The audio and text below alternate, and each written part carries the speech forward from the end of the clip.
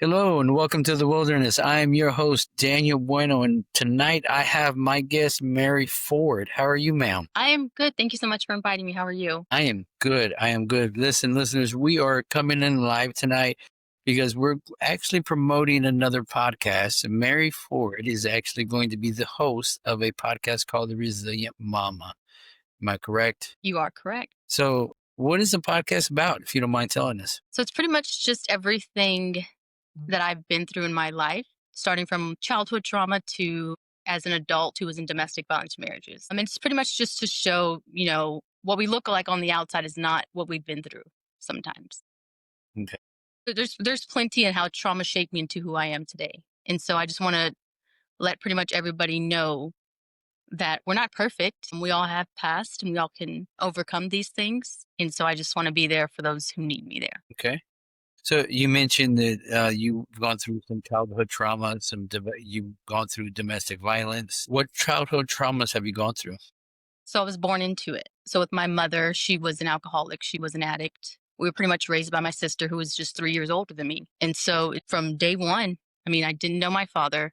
I was told some other gentleman wasn't my father for a while. And so it was a long story pretty much, but trying to make a long story short, this gentleman that I thought was my father, I went back to see him when I was about 20. And he told me, when you were a baby, your mom left you and I would take you through the window. I would take you through the window because she was out getting drunk. And she came back a few days later and took me to court to realize that I wasn't your father. So I didn't have any rights to you. And so that's pretty much what I thought my father was for 20 years. And then I met my real father. I was probably, I don't remember, 13, 15, somewhere around that age. And he was in and out of prison too. So we really didn't have that relationship either. And then the many relationships my mother was with was domestic violence with these men that she would, date and just bring home. So how did that shape your view of relationships or of men, period? I didn't really have a view. I guess it would say I just seen it as this is what everybody comes home to kind of thing. And it shaped me into actually getting into a domestic violence relationship and marriage when I was in my 19, 20. I got married young. There was plenty of signs, but those signs I didn't realize were not okay. So I didn't realize it was domestic violence until I started working at a domestic violence organization when I was 20, I believe about 25 years old. And then I realized, hey, this isn't okay. This is not this is not how relationship or marriage works. So about 25. And then I ended up in a divorce from that marriage about 29, 28. And then I still remarried into another domestic violence situation. So to you it was a norm, right?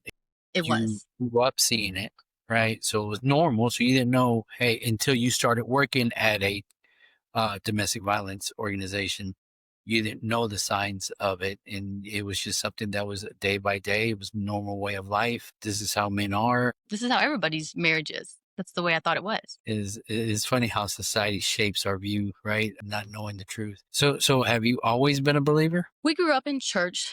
My mom did church hop for a while. There was a point, I believe I was probably about 7th grade, where I decided I was atheist. There was this point where it's like, if God was real, why do I have to live through this every single day? But other than that, yeah, we grew up in church and we grew up, but it wasn't a priority. It was just when my mom needed something or she thought I can get something out of this church, which would be either financially or food or anything like that. But it was never. Right, which is understandable. You know that a lot of people do that these days, whatever they can get out of the church, right? Never being a part of a church or body, never being members, never being true followers. They're just wanting the benefits, right? And we see that now with churches where they pick and choose who they help, right? If you have to be members or whatever the case may be, and that's really not the way it should be, right? I know this is not where the topic is going, but this is really not the way it should be, right? The church should actually be there for the community and the members. But, that was what you knew, right? So you said you became an atheist. Yes, or I didn't actually knew what that meant, I guess you would say, but that's what I claimed. If there was a God, then why would he allow this? Why would he allow this bad to happen? Why would he allow me to go through this Especially as a child. as a child? So when was your aha moment? When did you come to realize that God was real? He was good. Let's see, that was probably when I think I was about to turn 18. So there's a lot of things that led up to it, but my mom She was married, but she decided she wanted to move in with my aunt and uncle. They were strong believers, they were Christians, and she had a husband who lived in a different city, but she wanted to move to a different city. Well, she went over there, and we all lived with my aunt, and she noticed that my mom was saying she was working at a store, which the store closed at like 9, I believe, but she was coming home at like 3 a.m. And so my aunt was like, "I'm sorry, you cannot live here with us anymore." So it left me, my sister, and her son, and then my other brothers. My mom automatically blamed me. She was like, "You told on me. That was you." And, just called me all sorts of names. And so that day, she was like, "Gather your things. You're gonna go to a bus station." I was like 17, so I had nowhere to go. I was about to be homeless. And my aunt was like, "Well, where's she going to go?" And she's like, "Well, it doesn't matter. She snitched on me. She's saying I'm with other men when my husband's over there." And so my aunt's like, "You can just stay here for a few weeks until you get your things together." So I ended up staying there. My mom moved out. My sister moved out. And then somehow I just ended up staying there for, I think, about a good 2 years. That's where I got my GD, and that's where I started. That's where I went. I had a good job, and they just helped me with all those things. And then they had priority was church. Like, you had to go to church. I couldn't date till I was 21, and so they had some really good rules that set me up for the future that I have today. And that was your introduction into Christianity and God. Okay. Did you have a particular moment that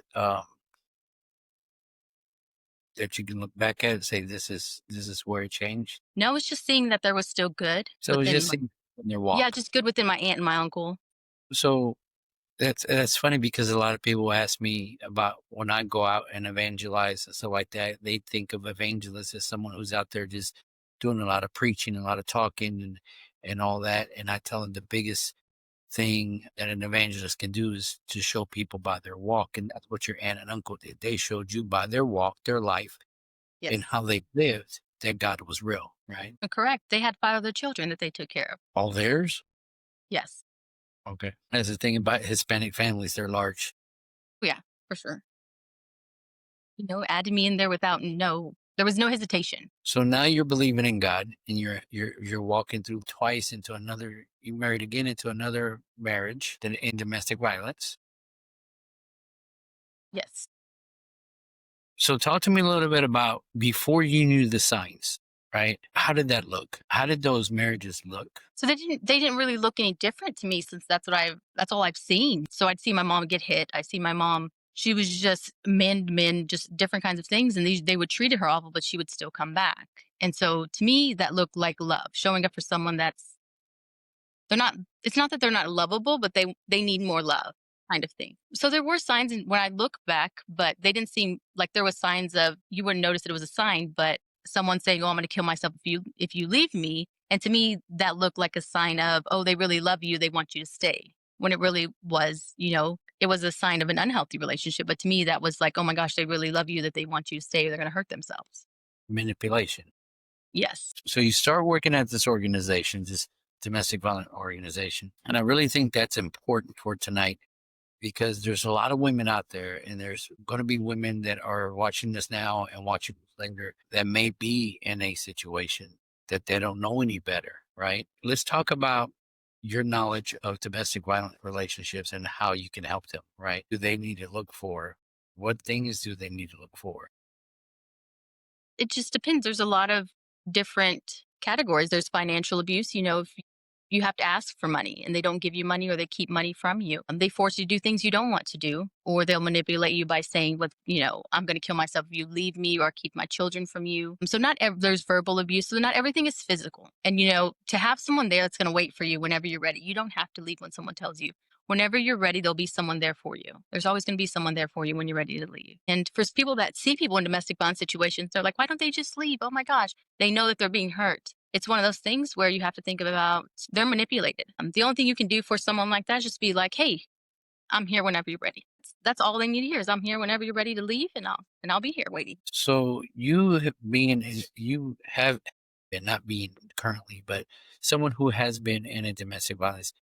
Can you speak on the mental abuse or emotional abuse? What kind of trauma did that do to you? So it did a lot. It makes you believe these things. It's crazy to look back and be like, how did you believe it? But your mind is really a powerful thing. And so when someone tells you, "Oh, you're not worthy, you're not this," and you make yourself believe that. And so That's why most people do end up staying because they're believing these words and this is what you hear every single day in your mind. And so there's those things of nobody else is going to want you. You have these children, you have divorces, you have XYZ behind you. Who's going to want you? And so your mind really makes you believe those things. Makes you believe that you're not wanted because you come with baggage and you've been divorced, you got children. It's usually farthest from the truth, right? It But it's a is. manipulation from the individual that's doing the abuse, right? Because it could be men or women, right? Yes. And the percentage is more men abusing women. I'm not sure what those statistics are. I would think if all the men would actually come out and say it instead of like a pride thing, the numbers would be a lot higher. But for a man to say, hey, a woman abuses me, that's looked down upon. And it shouldn't be. Right. But you're right, it is, right? I can sit here and if I think from a fleshly mindset, right, and how society views men, I would probably be shamed and just have all this fear of what people are going to think of me or say about me, right? It's one of those things that it could definitely paralyze a man from doing anything, right? Thinking about how he's going to look, right?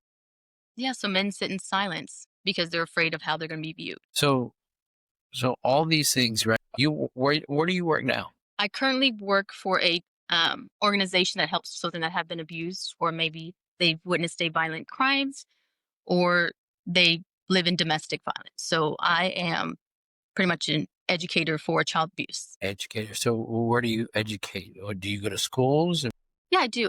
K through 12. So I go out into schools and educate children on what abuse looks like, how to be safe with their bodies, and how to be safe when they're online, because we know children are online all the time. And then signs to look for, as in like red flags when they're online or when someone is unsafe to them. Are you freely allowed to talk about some of that? Like, let's talk about some of the signs, right? Like online signs or whatever the signs because I'm pretty sure some of this can translate to an adult woman or adult male too, depending on the situation.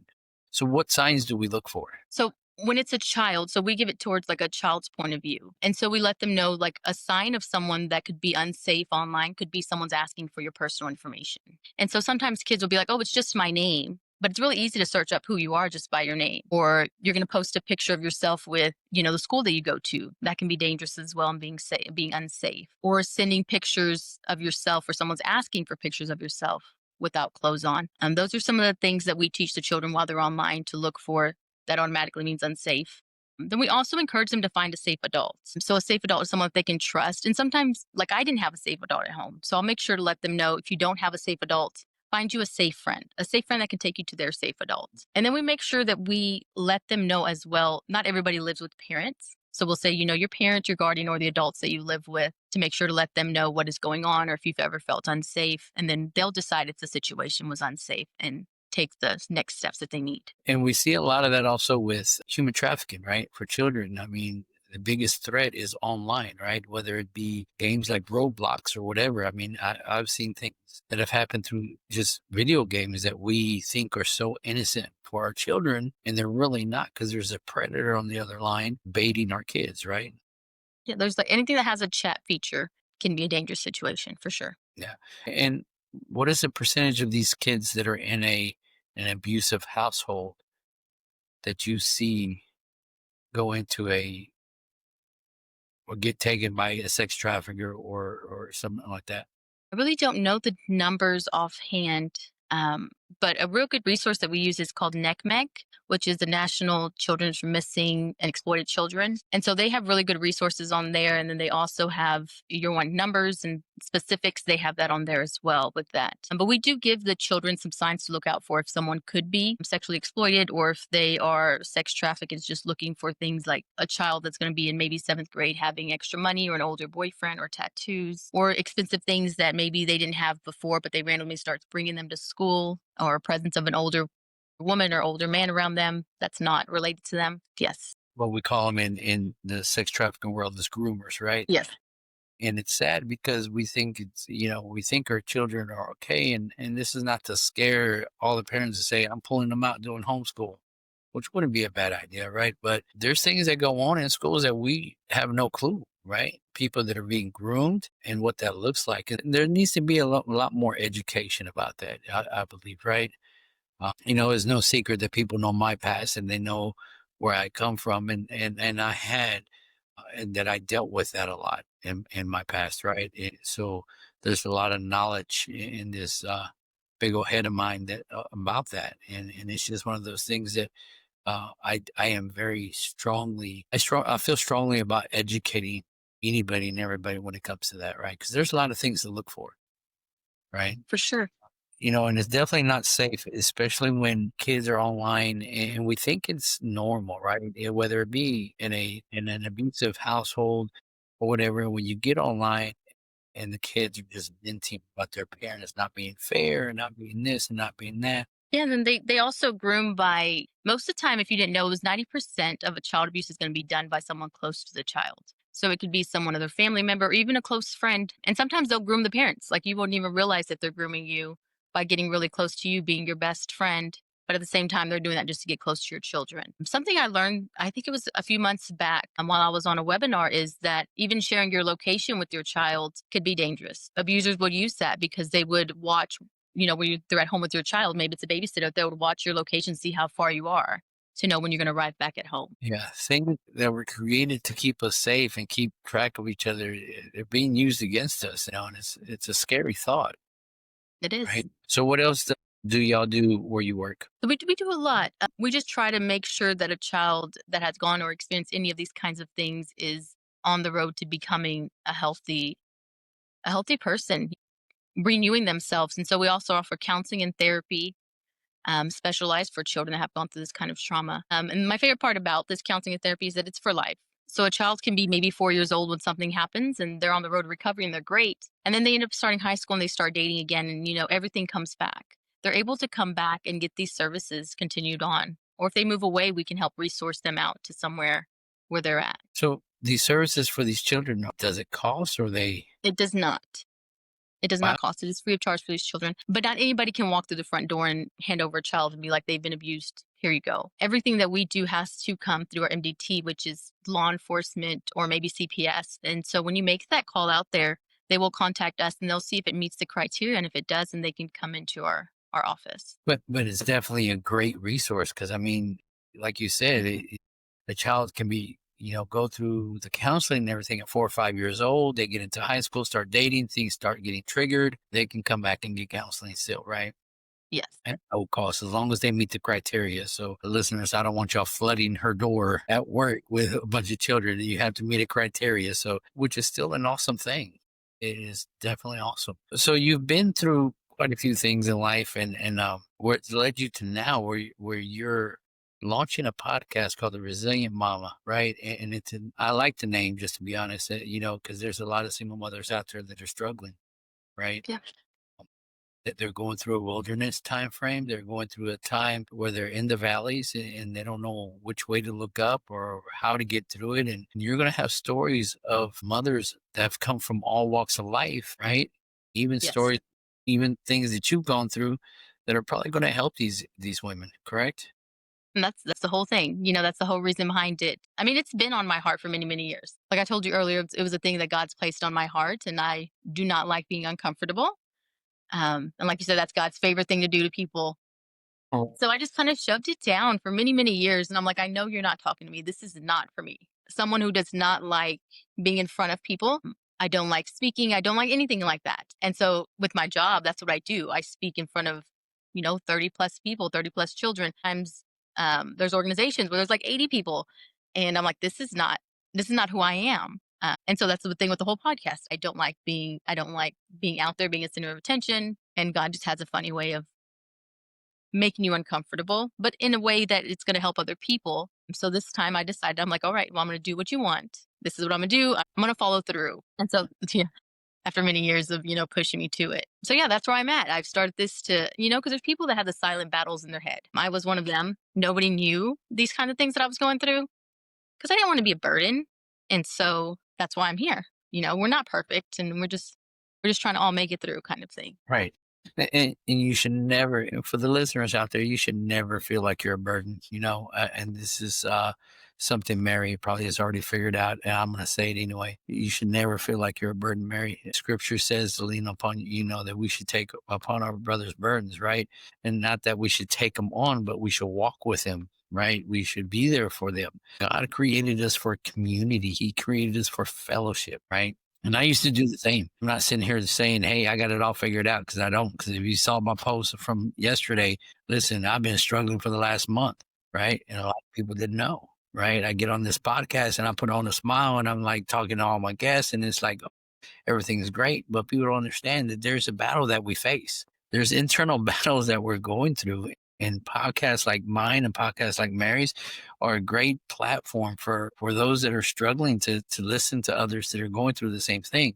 Because the same old lie that the devil has is you're alone.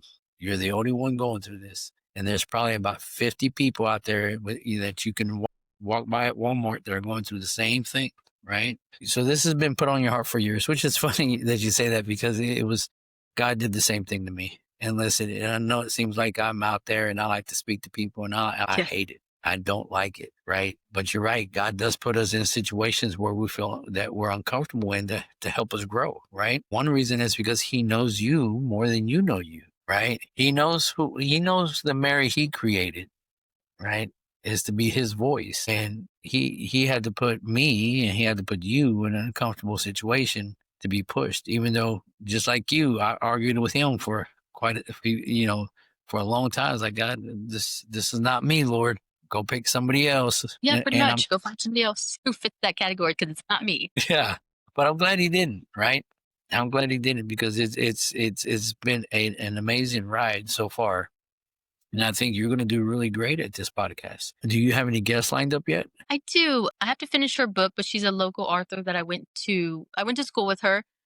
And so she went through some trials with, she just had a baby. And I think a few days later, I'm still reading her book. Her husband had a stroke. And so she had to live, she had two other children, but then she had a newborn and her husband a stroke. And he had to be transferred, I think, about an hour away from her house. So it's still trying to keep up with her other two children going to school, but going over there to be with her husband at the same time as trying to take care of her newborn. And so she is just trying, her book is called Keeping the Faith.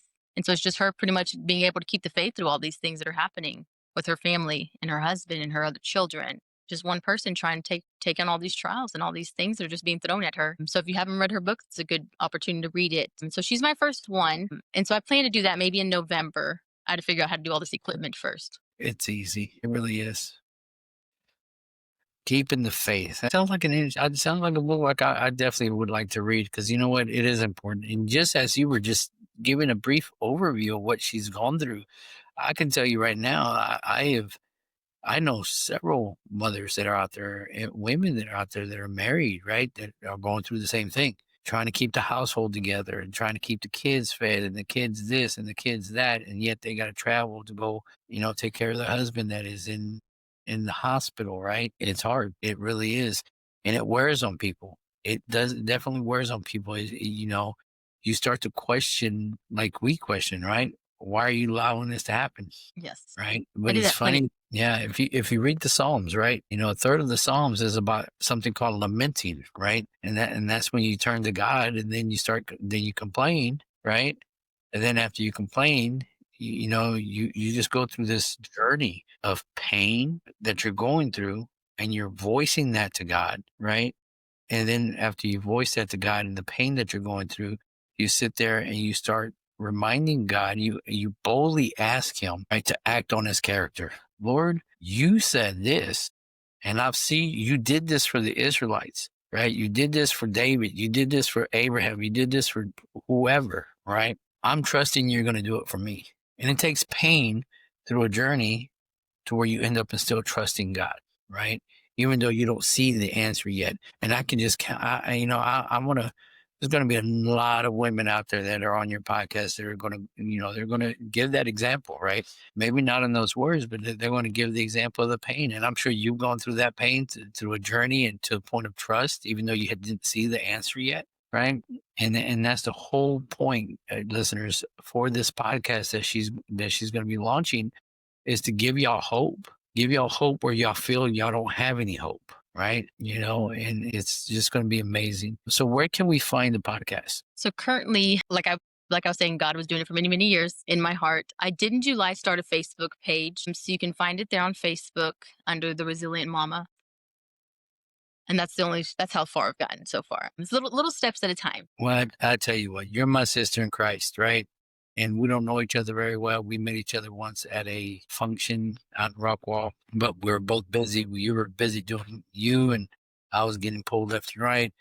But I'm going to help you, right? I'm going to help you.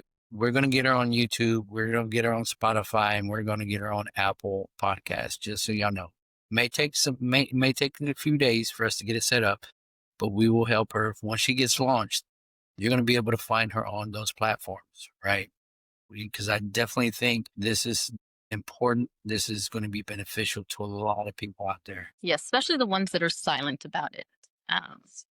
That's how I was for many, many, many, many years. I think it was probably up until maybe 3 years ago. I was silent up until 3 years ago. When I tell people, it's like they look back, they're like, "Well, that's not what you portrayed," and it's not. And so the type of person I am is I just want to see the best in everybody. So that's all I tell everybody's the best in everybody. And so when you finally flip that switch, they're like, "Oh, is that really what happened?" And then they start questioning you. Is that really what happened? Because you said this or you posted this, but in reality, behind closed doors, y'all don't see what happens behind closed doors. And so that's one of those things on social media too, is you don't always believe what you see on social media. And we wear masks all the time. We did a Yes. show this past week about wearing masks. We always masks that we're wearing, no matter what, right? You know, for whatever reason you wore yours, right? You have people say that's not what you portrayed. Well, why didn't you portray that? Because you didn't want them to see the ugliness, right? Yeah, of course. And then there would have been, people, they would have judged you. Like, why are you still there? Why are you still in this marriage if it's so bad? Or why are you still with this man if it's as bad as you say it is? And so that's where I lead up to is like, don't judge people for staying. Some people don't have no other outlet, or maybe their family's like, oh, well, we disown you because you're still in this relationship. Pretty much those women or men just want to hear, whenever you're ready, I'm here. Right. And it's hard, right? Listen, coming from both sides, guys, listeners, don't ever tell a person that's going through that, right? Well, you're staying. I don't want to help you, or I'm not going to help you because you're staying. I'm not going to talk to you because you're staying. You should know better. Didn't you learn the first time? All these other innuendos and all these things that you say, guys, just stop. Stop. Really. Don't tell. I mean, I'm going to tell you right now that, and you can answer it's tell me if I'm wrong, right? But that really does hurt the person that's going through this. They already feel like they have nobody, right? And then you say these things, and then they even feel worse, and like they've left out to just hang and dry. There's things we need to start digging and finding out what's going on deeper inside, right? Why don't they want to leave? For all you know, that the person that's doing this to them could be telling them, if you leave, I'm going to hurt your family. I'm going to hurt Right. your kids if you leave, right? The person that this is being done to may have such a big heart that the other person, like Mary said, may say, hey, if you leave, I'm going to kill myself. And the person having a big heart is like, well, I don't want that to happen, so I'm just going to stay. It's manipulation. So don't tell these women or men these things, because they're going to, listen, they're going to literally feel like they have absolutely nobody at that point, especially if you're family, right? If I was in that situation and I finally put down the pride, right, and not caring what the world says and say, hey, I'm getting abused, right? I'm going through some domestic violence, and letting go of the fear of how they might look like being a man. And then my family says, well, you got yourself into it, you deal with it. Yeah. That's not what we're supposed to do, right? Listen, that they're crying out. Listen to them. Dig deeper, right? Don't just dismiss them. Yeah, I'm sometimes sorry, that might be the only time that they want to come out and say something. That might have been your only chance. And then you say something, they shut you down. So you're like, all right, I'm done. I'm never going to say it again. This is what my life right? was meant to be like. Right. And then down the road, something happens to them. They're in the hospital. God forbid nothing worse happens where they end up dead. And they're like, well, why didn't you say anything? I did. This was your response, right? Listen, The words are very powerful. they are. Scripture says life and death is held in the tongue, right? And we Yes, need to remember that. We need to remember that. We're here to lift up each other. We're here to lift up our brothers and sisters in Christ. If you're married, we're here to lift up our husband and wives, right? Not break them down, right? absolutely. not break them down at all. I have Angie, who actually I go to school with, saying that it's going to be an amazing podcast. Many mamas will need it. My sister in Austin says, however, abuse victims can react differently as well. They protect their abusers. That's true. Yes, they do. It's Yeah. 100% true. And I'm so glad that, even if it's just one person that I help, I'm just glad I listened to what I was supposed to do by God. And that's that. Listen, I'm glad you finally said yes to him telling you to start the podcast. 'Cause it's there. I can guarantee you, these two ladies right here that have commented and others that are listening are going to be listening to your podcast. I know it's going to have a lot of great information, right? I hope so. So, any other thing going on with the podcast? Any other future endeavors with it? That's it so far. Like I said, he got through this on me when I was super busy. He has his jokes. Because I do work a full-time job, Monday through Friday, sometimes on weekends. And then I have a side business as well where I'm a seamstress. And then I do go to school as well, um, for a physical trainer, nutritionist. And then God's like, hey, I asked you about this podcast many years ago. When are you going to do it? And so I was like, right now is a perfect time when I have everything else on my plate. I know the feeling between ministry and work and all the other endeavors. He's like, here you go. I kept Well, if telling I you. would have done it 3 years ago when I wasn't really having anything on my plate, that would have worked out. That's not how God works, though, right? We know that. Yes, he does. But For a purpose, for a reason. it's a reason. It's his timing. I think the timing is right now, right? The timing to launch this for the mothers out there, I think is perfect, right? I mean, Because they we're don't at, even have to be mothers. You don't have to be a mother to go through any kind of trauma, childhood trauma or relationship. yeah. No, listen, Angie will tell you that last semester at the very end, we did like a practice counseling session between peers, right? And I went in with a thought of, I know what I'm going to talk about and I'm going to fake this. And boy, they started, one of the other students started asking me questions and I'm sitting there, I'm going, I want to talk about this. So we We go just through trauma too. It's not just mothers, right? Yeah, anybody. I mean, everybody's gone through something that we've held in and kept quiet because of the judgment. And now in society, a toxic relationship is what's being portrayed as being good. For someone to chase you down and follow you everywhere is someone that loves you, when in reality, it's not. We're going to change that. And it's funny. I was talking to somebody earlier and they were talking about dating and how people just want the physical. And they were just like, they need more than that. They need to know the emotional, the mental, the spiritual, right? They need to chase God first. And it's not about chasing a person down because you just want to be physical with them. It's about getting to know them, intimately. And what I mean by that is mentally, right? And spiritually, Right. right? These things that we see on TV portraying that this is the way it's supposed to be. That's just stalker mentality, to be honest with you. That's just Hollywood glorifying being a stalker, glorifying being a domestic abuser. It's not right. And I'm so glad that you are launching this. And I know I've said this multiple times because it's time that we stand up, right? If our platform is, if our platform isn't being in front of a large group of people in a stadium just preaching, this is our platform and this is how we stand bold and this is how we get this information out to people and let them know, hey, you have a voice, right? Exactly. People here for you. I mean, if you don't have voice, I'll be your voice, kind of thing. No, see, and she has a loud voice. I'm just letting y'all know now. It's not that loud.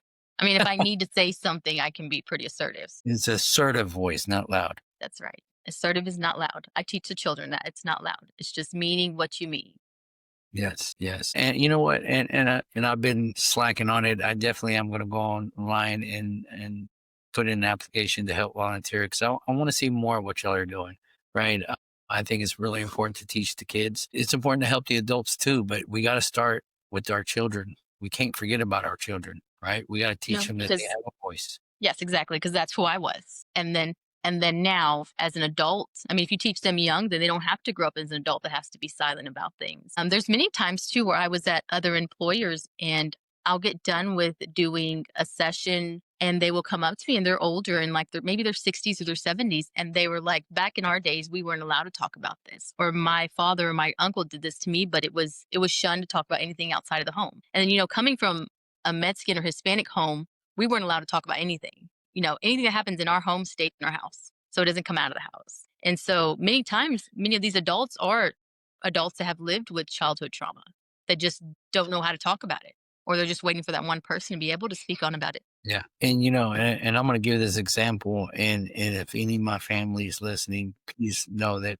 they know that I love my dad to death, and to me, he was my hero. But if you look at the signs and you look at everything, what domestic violence is, because it's not always physical, I'd have to say that we lived in that type of household too, right? Like you said, what happens in the home stays in the home, right? For many years, I'm talking about many years, I thought my parents had the perfect marriage. I never saw them fight, right? But I always saw them go behind that closed door, right? And no telling what was going on in there. And I can tell that my mom was going through some things when she got remarried. And now that she's married now to my stepdad, Larry, and he's an amazing man as well. But you can tell where she started to get her voice, right? She started to get her voice, and she started to be assertive, right? And at times the old machismo self comes out of me, and I'm like, Mom, why are you doing that to him? You don't talk to him like that. But then I start to think, wait a minute, that's the old ways. No, she's just being assertive, right? She's letting Larry know, hey, I'm not a pushover, right? I have But boundaries, and I have a voice, and I can finally speak. And so that's what it is. and I tell you what, my mom's about 5'5", and she's got a very loud, assertive voice. I tell you that right now. But but yeah, but to them, they didn't know any better. That's how they grew up. And I'm not saying anything bad about my dad, because like I said, I love him. He was my hero. But he only knew that because that's where the type of household he came from. And that household came from the similar household. So it was generational, Yes. right? So, if you're taught something all these years and that's all you know, like you said, that's all you knew, you didn't know any better. They didn't know any better. And I think it's time that between my show and your show, we allow people to know that there is a better way, and that's God's way. So, There's a plan for everything. At first I was like, why is this happening? Why does this happen? Why does this happen to me? Don't you think I've gone through enough? And then at the end of the tunnel, it's like, okay, because you planned for me to do this, and do this. Now it's time for you to follow through. And so that's why I think part of the podcast was, and that's why led me up to where my job is. There's just many things that lead up to who I am today. right. And you know what's funny is I see this now as God. See, I always say God is the best chess player ever, right? We may go through a lot of pain, a lot of struggles, a lot of turmoils, a lot of things and losses and stuff in our life. But at the same time, he's moving the chess pieces around, right? Because all that is going to be used, right? Everything you went through, like I tell people, what we go through is not for us. It hurts because we're going through it, but it's not for us. What we're going through is for somebody else in the future that's going to be led to us, that we can show how to get out of this. And that's exactly what this podcast is everything that you've been through. You're going to lead others out of the same situation. Yeah. All right. All right. Anything else, Mary? Now I just hope that, we don't just stay silent on things that need to be spoke about. And there's plenty of those things that we all just sit in silent because we don't want, like we said, a burden to be anybody. I didn't tell anybody for many years. Like I told my sister one night, I was just like, all right, enough is enough. And I called her random one night. And she's like, what? And I was like, oh, yeah, it's been going on for years. And so finally, it's like one day you just snap out of it. And you're like, all right, enough is enough. And so she was there for me and everything. But it's still one of those things where it's like, finally, I let it out. And it's like that relief of, okay, it really did. This is really happening. This is really, I'm done. It's finally, one moment you just wake up and you're like, all right, I'm tired of hiding everything. And then to be able to have somebody there for you it's really something that's needed. And so thankfully I have my sister. And so people that don't have anybody, it's going to be hard for them, but there's always going to be somebody there that you just have to, I'll be there. You don't know who I am, but I'll be there, kind of thing. As long as you have somebody there for you, it's good. And I hope Yeah. everybody does have somebody. We're cut from the same cloth here, because I tell people that all the time. It's like, you may not know me, but you know what? If it's 2:30 in the morning, you need help, call me. Right? Call me. I'll be there. Right? And listeners, you've heard this for all these episodes, and I'll tell you now, if you don't have anybody, I have a huge group of true believers who just want to serve and want to be there for people. Between me and Mary and our resources, don't ever feel like you're alone. Reach out to one of us. You can reach out. You can DM me directly. Either of my pages have my cell phone number. It's there for a reason. Call me. If you're a female, you need somebody, you can't get a hold of me, call me, and I will direct you over to Mary, and I'll direct you over to From the Streets to the Streets, where you can get a strong, believing woman to walk side by side with you, right? So we have the resources, right? So never feel like you're alone. All Never. I right. mean, we've been through plenty of things, you, me, and so if he can bring us through it, he can bring many others, is how I feel. Absolutely. Absolutely. So anything else, Mary? No, and at the end of the day, I don't have it all together. Just letting you know, letting everybody know I do not have it all together. There's days where I fail, I fall apart, but it's just in the process of being able to get back up. So don't ever think that I have it all together, that I'm not going to understand what you're going through. If you look at me now, you're probably like, "Oh, she doesn't understand. She's never been in these shoes." But I have. And so just know that at the end of the day, I'm not perfect and I do fail every single day pretty much. It's just a choice to be able to get back up and knowing God's got me. Those final words are the most beautiful that anybody can say. God has got me. And I promise you, when you start saying that, you start believing that, things may not get better, but you'll understand that there's an internal hope that you don't see yet, that He's already there and He's going to walk you through it, right? He did it Yeah. for the Israelites. He did it for Abraham. He did it for Sarah. He did it for so many prophets of old, right? But yet He still did it for them. And He's not a respecter of person. If He did it for Mary, He did it for me. He's going to do it for y'all. And we've gone through a lot. I don't feel like if we didn't go through those kinds of things as children or adults, we wouldn't be empathetic to people. So there's a reason. There's empathy, that we have empathy now for people that have gone through these trials and these things that we've gone through. And so we know how it is. And we're on the other side and we can see the light. And we still do some days have triggers, of course. But like I said, your mind is a powerful thing. Feed it good things will come out. Exactly. I love that. I love that. Well, thank you, Mary. Thank you for this Thank you. last hour of us speaking. It's been incredible. These people, I know there's definitely already some people on here that want to subscribe to your podcast. I can already tell. Good. I'm glad. So definitely, and like I said, my offer to help is there. I'm extending my hand. Whatever you need, let me know. I'll help you set up on all those platforms that way. And honestly, it's not that hard. You know, if I could figure it out, I promise you, Yeah, it's a lot of people say that it's not that hard, and then I get a hold of it, and I'm like, "Yeah, it's hard." I was like, "Yeah," so I don't know. But yeah, no, definitely take you up on that offer for sure. definitely we need to get that out there on all the platforms we can. So, if you have nothing else, I'm going to go ahead and pray us out. No, that's it. Just pretty much just keep going. Your story's not over, ours is not over, and we're just gonna continue to push forward. After I pray us out, if you'll hang out for a little bit, all right? Perfect. All right. Dear Heavenly Father, I thank you. I thank you for my sister Mary, Lord. I thank you for bringing her out of the wilderness seasons that she has gone through, Lord. I thank you that those seasons that she has gone through have been a lesson that she has learned, that you've allowed her to grow and grow in the strength of her faith in you, to know that it's only you that got her through it. And even though she didn't jump on it right away like I did, Lord, I'm glad that your timing is perfect, because now she can reach so many more and teach them how to get out of those wilderness phases, Lord. I ask that you continue to just give her the passion to continue to do this, Lord. Give her the wisdom, give her the courage. And the days that she doesn't know what she's going to speak about, Lord, I ask that you allow her to be like Moses, where he just stands there and you told him, just stand there, open your mouth and let me speak. And she does the same thing. She just sits there in front of the camera. She opens her mouth and you speak to her, Lord. I ask that the Holy Spirit continuously work in her, Lord, and give her a desire and an utterance of knowing what to say, when to say it, and how to get it out there, Lord. It is through you and your power and your grace and your love that we're able to do these things and use these platforms to just further your name and further your goodness, and just further the information, that lessons that you've allowed us to learn, to get that out to others that need to hear it too, Lord. I thank you. I thank you. I thank you, Lord. I love you, Lord. In Jesus' mighty, holy, and majestic name. Amen. Listeners, this is it for tonight. Friday is a special day, just so y'all know. I am going to be running the podcast in the middle of the day. We have a guest coming on. Kathy Ford is going to be coming on Friday. We're going to be talking about neuroscience in scripture. It's a fascinating topic there. So we're going to have a special airing about 11:30 in the afternoon. So we'll see you on Friday. Good night. Like a battle, walking my